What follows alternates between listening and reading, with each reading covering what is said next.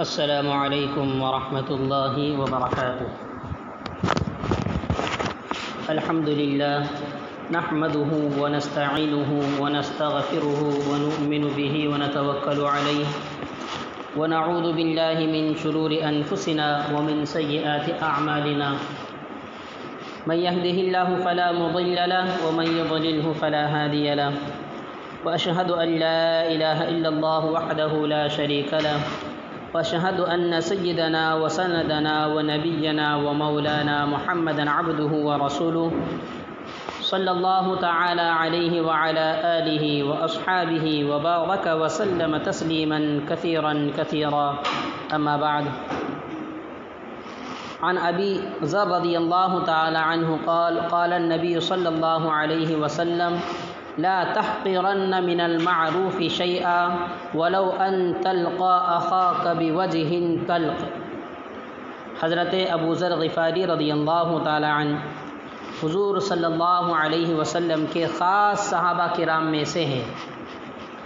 ہر صحابی کی ایک الگ شان ہے۔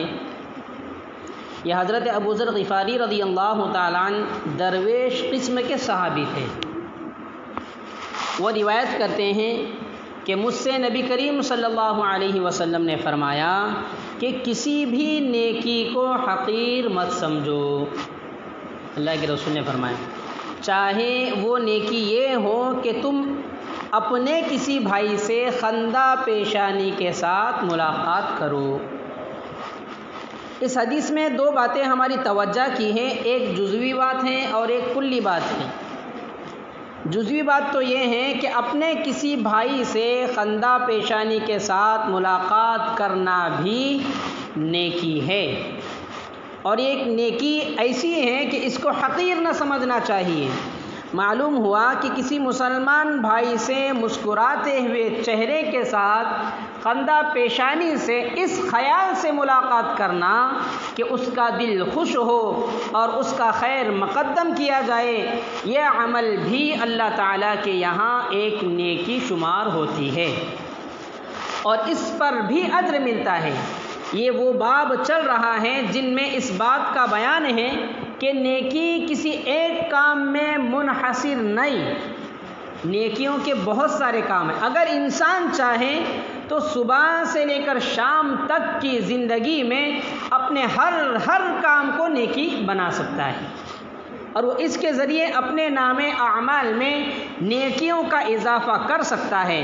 صرف نماز، روزہ، ذکر اور تسبیح ہی نہیں، بلکہ زندگی کے ہر قدم پر، زندگی کے ہر کام میں نیکی موجود ہے، جیسا کہ اس حدیث میں بیان فرمایا کہ کسی مسلمان سے صرف خندہ پیشانی سے ملنا بھی نیکی ہے۔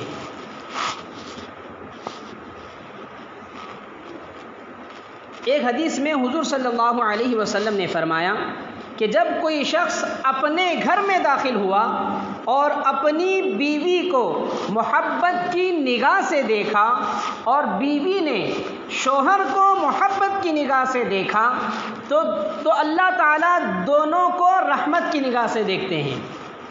سوچنے جیسی بات ہے، بیوی کو محبت کی نگاہ سے دیکھنا بھی نیکی فرمایا۔ ایک اللہ والے فرماتے تھے کہ جب بھی گھر میں داخل ہو جاؤ کھلا ہوا چہرہ لے کر گھر والوں کے پاس جاؤ، اس لیے کہ اللہ تعالیٰ نے اس کے ساتھ تمہارا ایسا رشتہ قائم فرمایا ہے کہ اس خاتون کے لیے ساری دنیا کا تبسم حرام ہے، اور صرف تمہارا چہرہ ہی اس کو حلال تبسم دے سکے گا۔ اس لیے یہ تمہارے فرائض میں داخل ہے اور یہ دین کا ایک حصہ ہے کہ آدمی اس پر عمل کرے۔ لہٰذا خندہ پیشانی سے ملنا چاہیے، وہ ملنا چاہے بیوی سے ہو، رشتہ داروں سے ہو، دوست احباب سے ہو یا عام لوگوں سے ہو، یہ بھی نیکی کا ایک حصہ ہے۔ یہ کوئی اچھی بات نہیں کہ آدمی کے ماتھے پر ہر وقت بل پڑے رہیں، ہر وقت جب بھی اس کو دیکھے تو ایسا لگ رہا ہے کہ ٹینشن میں ہے۔ نہیں، یہ بات غلط ہے۔ اور اس کو جب کوئی انسان دیکھے تو وہ محسوس کرے کہ لیا دیا انسان ہے، یہ درست نہیں، بلکہ بے تکلف زندگی گزارو، جیسا کہ نبی کریم صلی اللہ علیہ وسلم کی سنت ہے کہ جب بھی کسی سے مل رہے تھے، ملتے تھے تو خندہ پیشانی سے ملتے تھے، اور چونکہ خندہ پیشانی سے ملنا نیکی ہے لہٰذا اس نیکی کو حقیر مت سمجھو، اور اگر یہ چھوٹی سی نیکی اللہ تعالیٰ کی بارگاہ میں قبول ہو جائے تو اس کے عوض خدا جانے تمہارے کیا کچھ مل جائے، بولے تو دنیا کا بیڑا ہی پار ہو جائے گا بندے کا۔ تو اس لیے ہمیشہ جب بھی کسی سے ملیں تو نیکی سے۔ یہ بہرحال یہ تو جزوی بات تھی۔ اس حدیث شریف سے دو اصولی بات نکل رہی ہے، وہ یہ کہ کسی بھی نیک کام کو خواہ دیکھنے میں وہ نیک کام کتنا ہی معمولی معلوم ہو رہا ہو اس کو حقیر سمجھ کر چھوڑو نہیں، اور ایک عظیم الشان اصول بتا دیا۔ اس کے ذریعے حضور صلی اللہ علیہ وسلم نے شیطان کے بہکانے کی جڑ کاٹ دی۔ ہم جیسے آدمی جو صبح سے لے کر شام تک نہ جانے کن کن خرافات کے اندر مبتلا رہتے ہیں، غلطیاں ہو جاتی ہیں، کوتاہیاں ہو جاتی ہیں، گناہ سرزد ہو جاتے ہیں، اگر کبھی کوئی چھوٹی سی نیکی کرنے کا موقع آتا ہے تو شیطان اس کے دل میں بات ڈالتا ہے یار چھوڑنا ہے، اتنی سی نیکی ہے۔ اس شیطان کا ایک چال ہے، شیطان کی یہ شیطان کا ایک ڈاکہ ہے آپ پر۔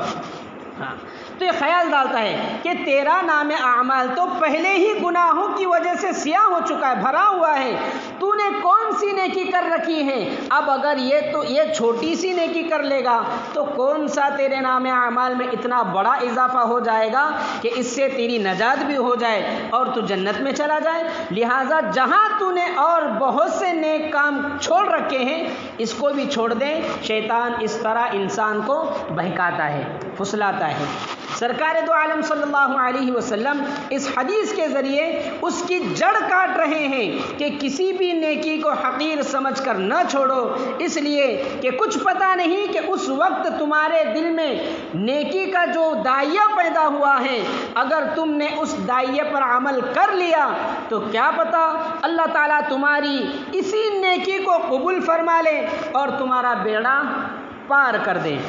یاد رکھو انسان اعمال تو بہت سارے کرتا ہے لیکن عمل وہ ہے جو اس کی بارگاہ میں قبول ہو جائے، عمل وہ ہے جو اللہ کو پسند آ جائے۔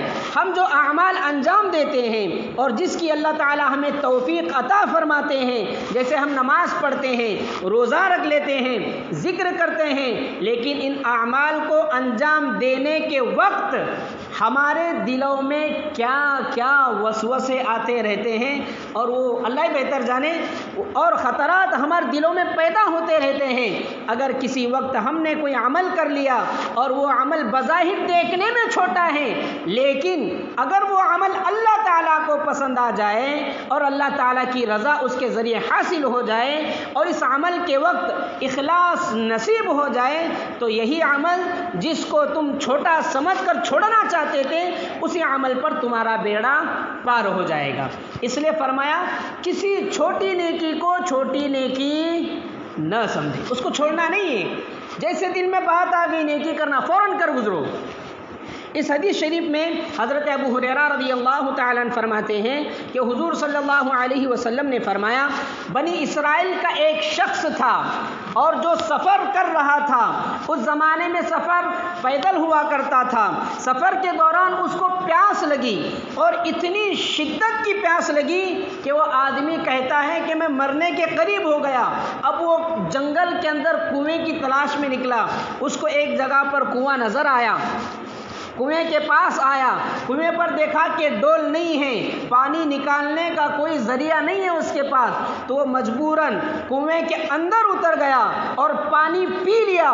جب کنویں سے باہر نکلا تو دیکھا ایک کتا زبان نکال کر ہانپ رہا ہے اور پیاس کی شدت کی وجہ سے گیلی مٹی کو چاٹ رہا ہے۔ اس کے دل میں خیال آیا کہ اس کتے کو بھی اسی شدت سے پیاس لگی ہے جس شدت سے مجھے پیاس لگ رہی تھی۔ اب میں نے پھر کنویں میں اترا کہ اس کتے کو اللہ کی ایک مخلوق ہے، اس کی شدت کی پیاس کو ختم کروں، میں اس کو پانی پلا دوں تو جس طرح میری پیاس دور ہو گئی اسی طرح اس کی بھی پیاس دور ہو جائے۔ اب پیاس کسی طرح دور کرے، کس طرح دور کرے؟ اس لیے کہ وہاں نہ تو ڈول تھا نہ رسی تھی جس کے ذریعے پانی نکال کر کتوں کو پلائے۔